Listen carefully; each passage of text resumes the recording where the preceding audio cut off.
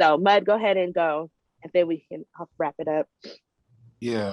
So I don't know. I think I've known about reparations for a very long time. I think my earliest memory of it is probably like some school program where they kind of talked about the 40 acres and the mule story. Um,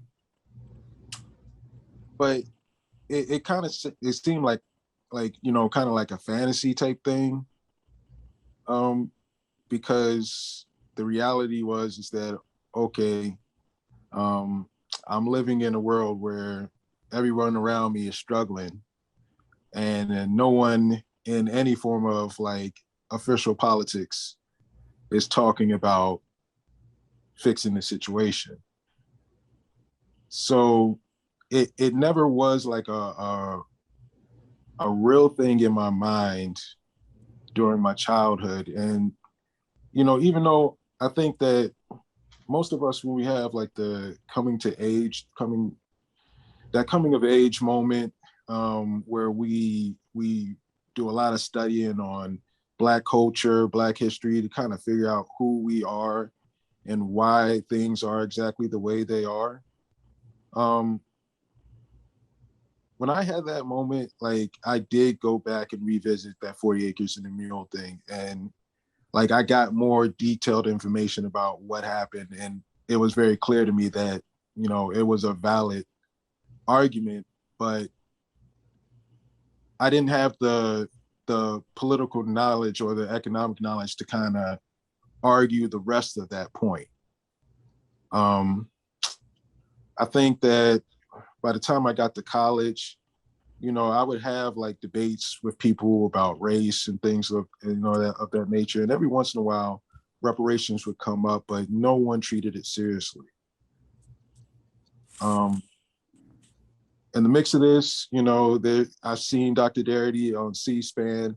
So it wasn't like there was always like these breadcrumbs that were leading me back to this position. But there was also, I think a political reality that a lot of us have faced, where we just don't think America is ready to do anything like this. And we kind of give up on the whole political side altogether. Um, I think that after like my college years, I kind of became like a bootstrapper in a kind of way because I felt like I didn't have any other option. Um, you leave the bubble of college and you realize, well, no one is going to coddle me anymore. I got to actually figure out a way in this world. And, I tried to, go into the corporate thing. I tried to, start my own business. I did everything that, you're told is the right way to do things, but it didn't quite pan out like it was explained to pan out. Like people said it would pan out. Um, and I couldn't really figure out, like I had no clue why that was the situation.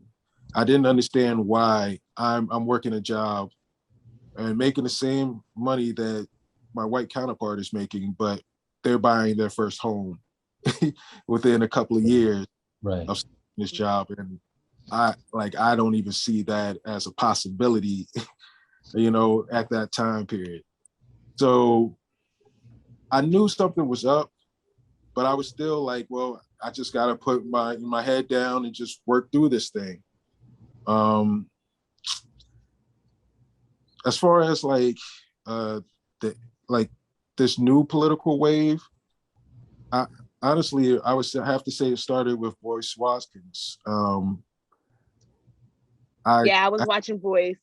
That's how that helped started for me. After Hidden Colors got me in, and then Boys keep going. Yeah, Hidden Colors. Yeah, that was another thing. But I was a little bit older, so I kind of saw like the Pan African wave of like the late '80s, early '90s, and kind of saw how that kind of died down. But I still remember, that message and that feeling.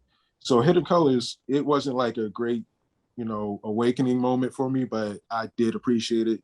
Boyce Watkins was tapping into that bootstrapper mentality for me, and he was giving me, the hope and aspirations to believe that I can all I have to do is figure out financial literacy, and I can change everything around for my family if I buy one, one stock of One Nike. $200 stock. Yeah, Right. in 20 years I could be a millionaire, some goofy shit. But through him, I kind of got into the ADOS movement because Yvette Carnell exposed, some of his underhanded stuff, and I was caught up in that, and then I started watching her program. And at first, I didn't know how to digest the message because I was, bootstrapper and Pan-Africanist in my thought. So, it didn't sound right to me, but it was so intriguing that I couldn't turn away from it. And then when I found out about Tone and the data, and like he just broke down all the economics of it, like there was nothing I could disagree with because I lived it. Like I knew exactly what he was talking about. We aren't in the position to succeed in this country. It is not a meritocracy for us. And coming to grips with that, I mean, that ultimately made me see that reparations is probably the only answer. It's the only thing that is going to lift us up from the bottom and allow us to actually integrate into the society in some way. Now, as far as changing people's hearts and minds, we talk about this all the time. Like, I don't necessarily know if that's going to be something that could be accomplished in my lifetime. But for us to just have the resources to not be impoverished, that would change so much for us. I don't understand, well, I do understand a lot of the pushback we get in regards to this, but when the argument is fully laid out, there really is not a position to take against reparations, other than just you don't want Black Americans to have better lives. That's the only position you could take against reparations. I've looked at this thing thoroughly, and I don't see any holes in the argument. So, And I think it's even deeper than that. I think it's like you're willing to sacrifice your own success rather than have Black Americans succeed. Like, it's not even like I don't want this group of people to get this something. It's like I'll even sacrifice a little bit of mine to prevent these people from getting something. And you've got to really reflect on that. So the challenge, in a sense, I think you're right, Mud, that it's like, are people going to have a transformational moment where they see the light and whatever? In one way, it's hard to envision that. On the other hand, this is a pathology. So to get to the point where you recognize not just that reparations make sense, but to reflect on why you fought so hard against them, why it made you angry when somebody said, well, this is actually, I can show you the documentation where this money is owed. We can show you several examples of how we pay this money back. And you're getting red in the face, fighting people you don't even know about how, my Irish ancestors were slaves and woo, woo, woo, and whatever other excuse you come up with. You have a sickness. And so then the next question is, do you want to get well? Do you want to get well? Good. That's so good.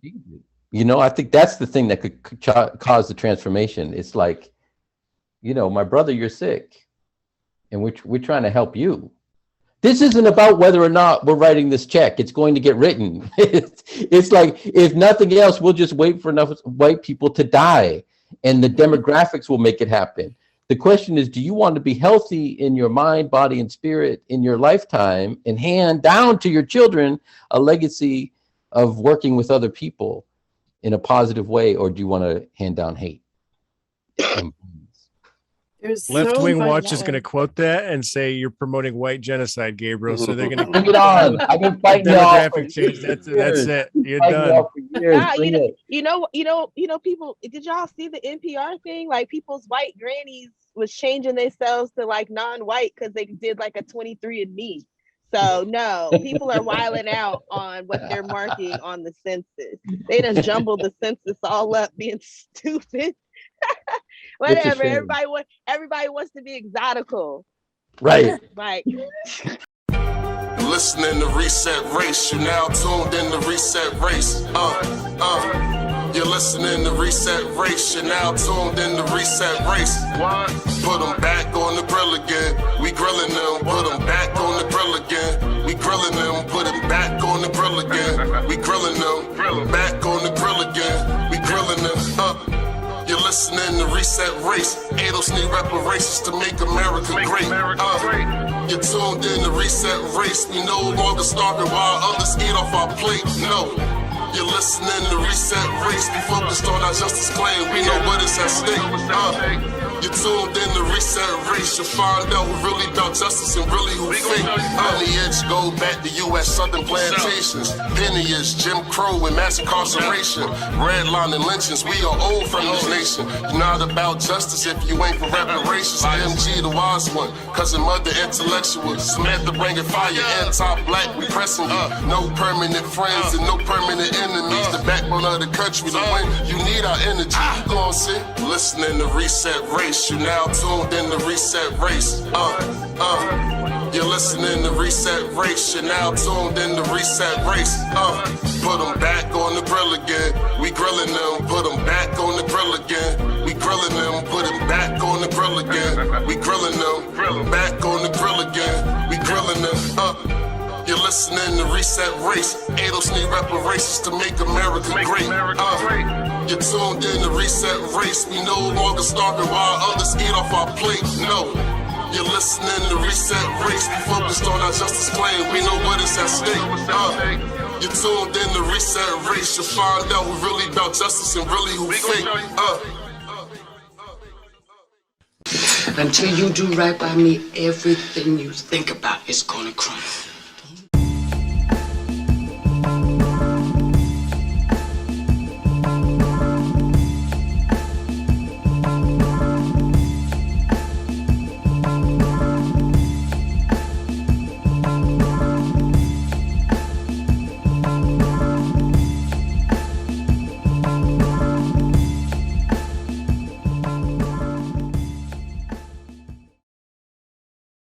Negroes should do whatever is necessary to bring about a complete solution to their problem.